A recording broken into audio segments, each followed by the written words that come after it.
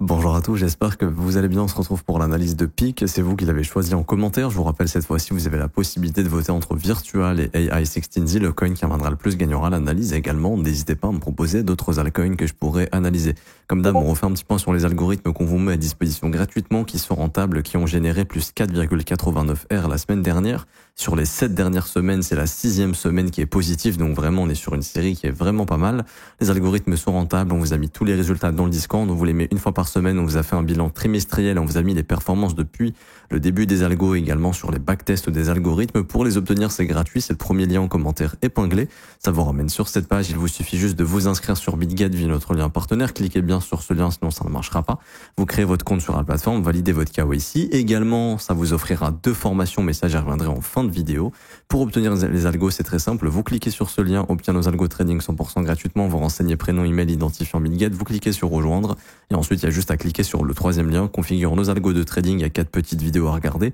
1, 2, 3, 4, c'est dans l'ordre et ça vous explique tout de A à Z sur la configuration, les montants, le risque par trade, voir les trades exécutés, voir les gains réalisés, mettre en pause les algos, les relancer. Tout est expliqué de A à Z et vous êtes déjà des milliers à les utiliser. Alors, pour venir sur PIC, aujourd'hui, on est sur un coin qui est franchement intéressant pour moi d'un point de vue technique, ici. Je pense qu'on pourrait, alors sauf si reprise baissière de Bitcoin ou vraiment grosse chute des marchés traditionnels, je pense que le mois de mai pourrait être un bon mois pour PIC au vu de ce qui est en train de se faire graphiquement. On est en train de pas mal consolider. Alors il y a un indicateur qui est vraiment pas mal qu'on utilise au sein de l'école qui a été fait par notre ami Vinis, qui est un développeur qui développe pas mal d'outils qui sont vraiment très intéressants. Je vais juste essayer de retrouver l'indicateur parce qu'il en a fait pas mal. Il y a vraiment des indicateurs pour tout. Et c'est ça vraiment qui facilite la lecture du prix. Voilà, c'est celui-ci. Juste le paramétrer, en fait, ça permet de voir les phases de contraction du prix et quand est-ce que le marché pourrait, par exemple, faire ce qu'on appelle un squeeze, donc c'est-à-dire vraiment sortir d'une contraction et simplement donner un mouvement haussier ou baissier. Et donc ici, on voit qu'on est dans une grosse contraction du prix. Donc là, à un moment donné, le marché va devoir relâcher en fait l'énergie qu'il est en train d'accumuler et ça va se traduire par 2 choses, soit un pump, soit une jambe baissière. Et donc dans l'idée ici, c'est de se dire que la chose la plus probable est un pump au vu de la dynamique de prix qu'on est en train d'avoir, c'est-à-dire un marché qui refuse maintenant de faire des creux plus bas que les précédents. On voit qu'il y a une résilience au niveau du prix, on voit qu'il y a un marché qui tend plus vers le haut, donc je pense qu'il y a une sorte d'accumulation ici. On pourrait catégoriser ça peut-être de TWAP ici, donc vraiment des algos qui achètent le maximum pour aspirer l'offre, pour éventuellement ensuite décaler le prix plus haut et revendre ça plus haut. Et l'indicateur ici, il est en train de nous montrer justement qu'on est dans cette phase de contraction ici, qu'on pourrait encore y rester, c'est pas forcément un problème. On va, vous voyez, hop, borne basse, borne haute, borne basse, borne haute. Et en fait, là, les bornes, elles sont en train de se réduire. Donc ça montre justement qu'on réduit la volatilité et qu'à un moment donné, cette volatilité va connaître une cassure au nord, très probablement. Et il y a 2 choses à observer, c'est au moment de la cassure, est-ce qu'il y a un contre-pied? Si oui, c'est pas positif. Donc ça, par exemple, c'est ce qui est arrivé à peu près ici. On a tenté de résoudre cette contraction qu'on avait au nord, mais ça a été un piège pour faire un mouvement baissier. Donc en fait, c'est une accumulation ici, manipulation, expansion. Ok. Donc là, c'est ce qu'on n'aimerait pas voir. Consolidation, manipulation, expansion. Là, pour moi, je pense pas que ça sera consolidation, manipulation, expansion. Je pense plus que ça va donner des retracements ici sur PIC. Parce que même en weekly, on voit que c'est en train de se dessiner, mais ouais, le petit W weekly ici qui est en train de se former, ça pour moi serait annonciateur de retracement. Même en échelle 3 jours, ça commence à être pas trop mal au niveau de la structure. Ça, c'est bearish. Ça, c'est plutôt bullish, ce qui est en train de se former ici. Je vais retirer l'indicateur comme ceci. Voilà. Juste avant, en échelle 3 jours, on voit bien également, vous voyez comment ça commence à se contracter ici. Donc là, la volatilité se réduit. Pour moi, le squeeze, à mon avis, est pour bientôt.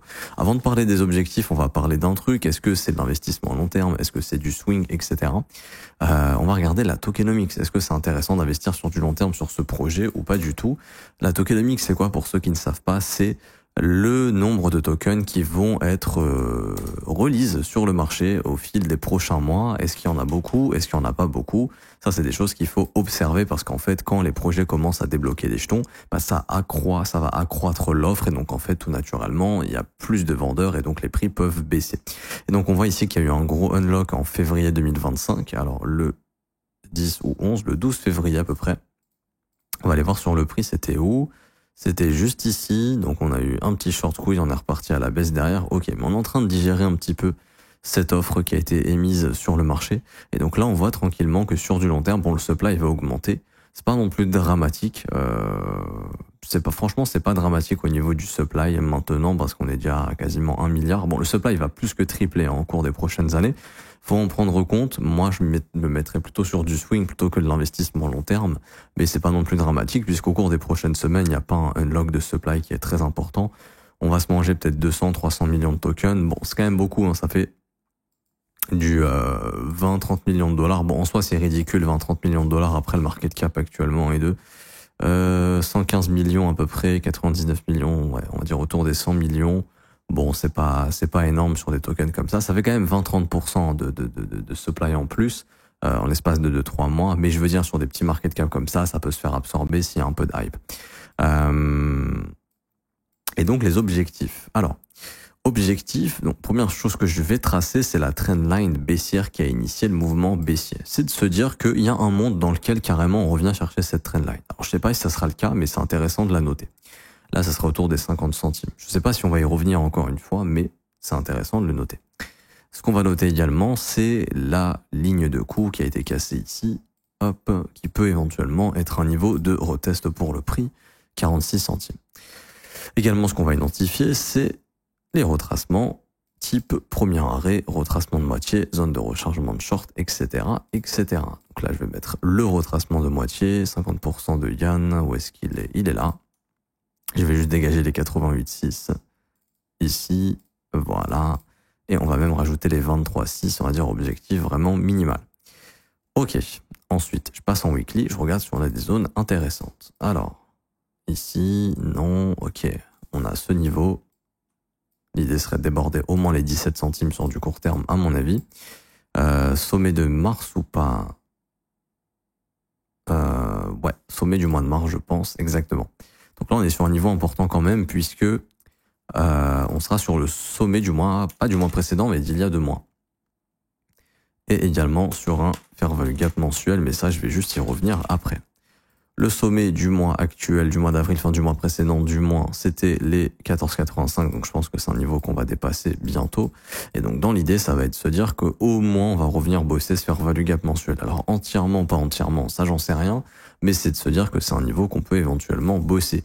Moi, ce qui va m'intéresser, c'est d'identifier le seuil médian de ce fair value gap qui est ici autour des 24 centimes. Donc ça, je pense que c'est un petit truc qu'on peut noter. Juste ici.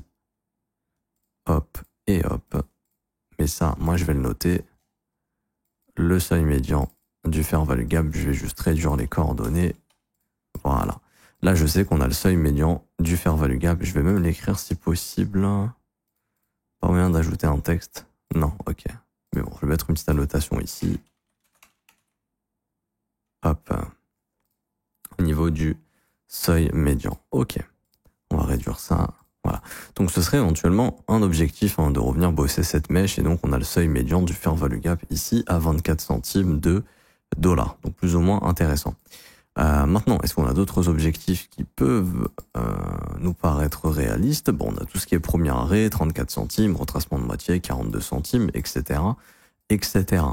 Mais ouais, je pense perso que on va, au cours du mois de mai, je pense, revenir bosser le fair value gap mensuel. En tout cas, c'est ce que le prix semble vouloir nous dire pour le moment. Enfin, c'est pas forcément ce qu'on va faire, mais à mon avis, c'est ce qui est le plus probable. Pour l'instant, pour moi, le prix est dans une belle consolidation ici.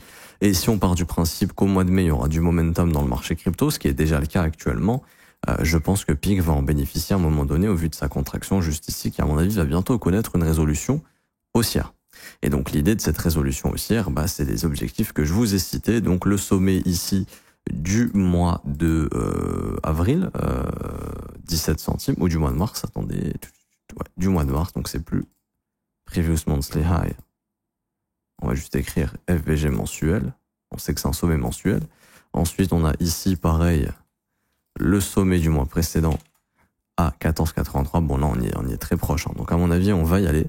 Et après, on va essayer de trouver des confluences. Et on va voir ici que, au sein du FVG mensuel, on a également une zone de prix intéressante ici, puisqu'on a un FVG weekly, là, entre les 26 et 25. Donc pour moi, c'est vraiment des objectifs qu'on peut revenir bosser sans problème. Franchement, je vous le dis.